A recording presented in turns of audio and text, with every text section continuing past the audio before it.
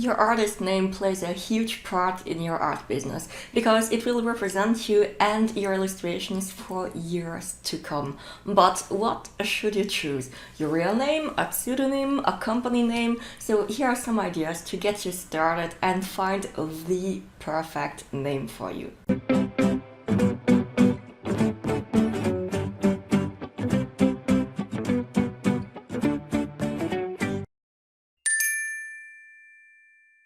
Firstly, what do you want to focus on? On you as a person, in which case you can start with your name or nickname like Sabrina Kaufmann in my case, or maybe something inspired by your name like Sabrina's drawing. In both cases, it will be a name that puts you at the center of your work, where people know directly who the creator is, and it can feel more direct and comfortable. Second option, a nickname that keeps a personal root or a word that represents you and also puts emphasis on you as the creator. For example, if I remember correctly, the French mangaka Irene chose this nickname because her name is Irene and an English teacher always pronounced it with an English accent as Irene. She took that sound literally and made it her nickname. Third option, you can totally remove the emphasis from yourself as an artist and create something completely new. This is not a golden rule, but I've actually often noticed that when the brand name is also what you call the artist, then there's often a lot more proximity between the creator and the audience. Like for instance, videos where people can see your face, Instagram stories, live streams, meetings at conventions, or even blogs or newsletters with personal artist experiences. Whereas in the case of a more general name, we often have groups where nobody necessarily puts themselves forward. For example, I make a kind of big difference between my personal business, Sabrina Kaufmann, which is my own name, and where I do whatever I want. I show my life in stories, I show my rabbit, I break down all the choices and my evolution on Patreon. And on the contrary, there is Himesama Clothing, the fashion brand that I illustrate, but where there is also the graphic designer Louis Gartieri and my assistant to support us on social media. Having a business under my own name makes me see more of what I can create on my own, whereas a business with a global name like Himesama makes me feel much more open with more opportunities for collaborations and expansion because I'm not the only one involved. Maybe this can give you an idea of the direction that you want to take. So, what do you want to focus on?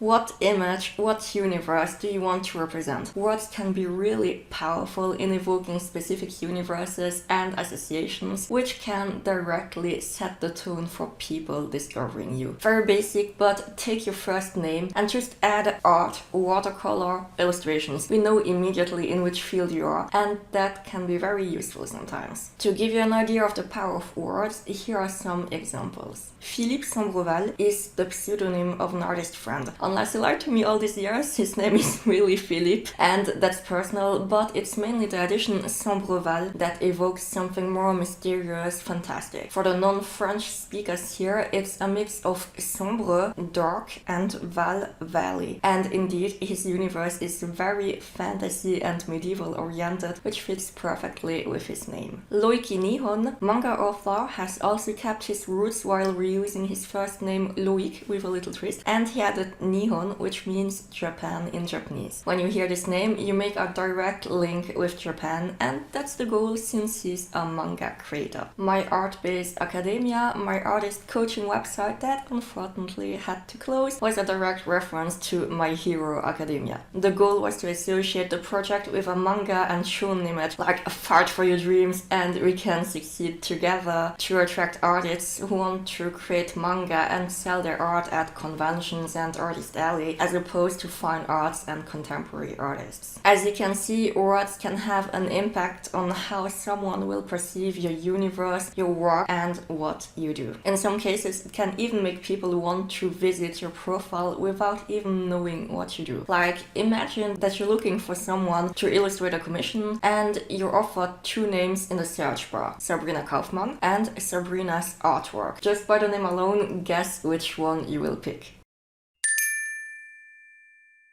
Yes, it's good to stand out, and yes, many names are already taken and you need to come up with something completely new. But still, try to keep the name relatively simple to pronounce and to remember. Remember, this is how people will talk to you, talk about you, recommend you, Google you, write your website and email addresses and social handles and everything. Just look at some current brand names that are easily remembered by everyone, like Dior, Chanel, Amazon, Sephora, Apple. So yes, they're not artists' names, but the brands do it right. Simple and effective. And everyone remembers them easily. Like, imagine you have a website called The Mysterious Art of Sabrina Kaufmann Fantasy Illustrator.com. Most people will have a hard time reading your business card and also be too lazy to type all that into their browser to look you up online. Speaking of browsers, beware of too generic names. Even if it represents you, you'll need a lot of effort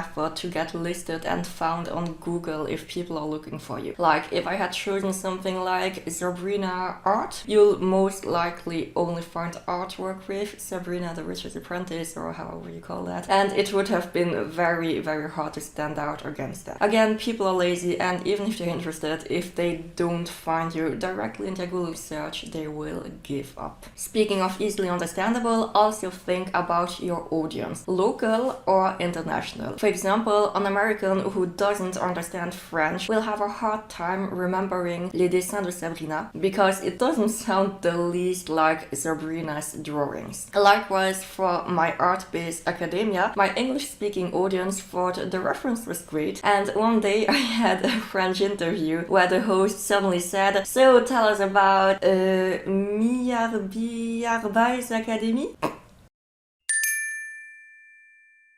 Your artist name or brand name, especially if you plan to stay in the business for a long time, will follow you everywhere. So you have to be at least a little bit proud of it, and it's not a decision that you can make on a whim. When you brainstorm ideas on paper, it looks pretty cool sometimes, but I always advise you to say it out loud as if you were introducing yourself to someone, because that often completely changes the game. Fun story, my very first nickname at 14 was Gothic Succubus, because I had discovered the manga Rosario Vampire and I was going through my dark teenage phase, and at the time it sounded cool, but like that meaning, like the femme fatale who seduces men in their dreams, I know I was drawing gothic fantasy worlds, but seriously, that's so not me. So while I kept that blog, I didn't want people to call me Succubus and I didn't want to reveal my real name, so I opted for the nickname Nyasa Ayase soon after. On my written blog, it was fine, but when I presented my books to my teachers in high school, they would sometimes say, how do you even pronounce that? And suddenly it didn't sound like such a great idea anymore. Eventually, when I got tired of complicating my life and I just went with my own name. And that's when I felt much more confident saying it out loud. Because honestly, the others, it really makes me cringe so much now. Especially when you're starting out as a teenager. Think about it for a long time before validating your artist name for the rest of your life on your website, email, business cards, flyers, convention roll-ups, and everything. After all, there's actually a lot of money involved when you get everything printed, when you buy domain names, and nothing is worse than having a whole stock of prints with a name and links you don't use anymore. Really, get a name that makes you proud, because it will greatly influence your self-confidence and therefore how you will present yourself to people.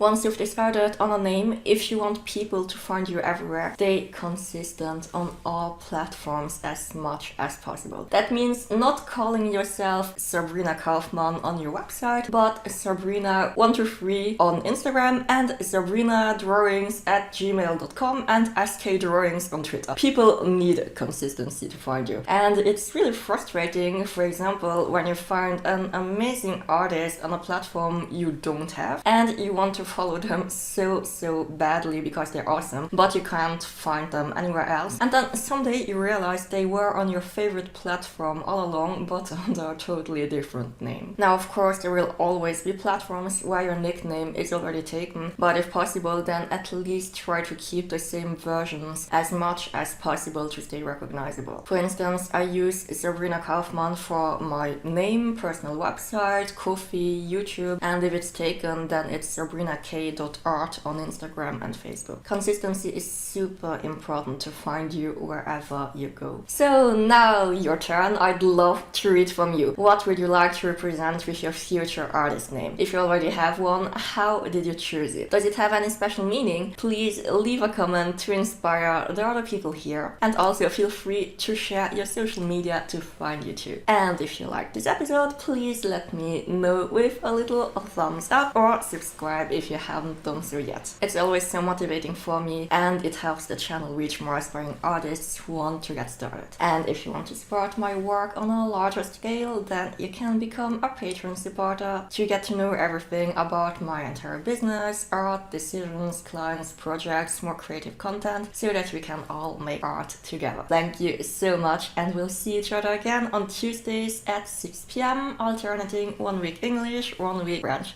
See you soon!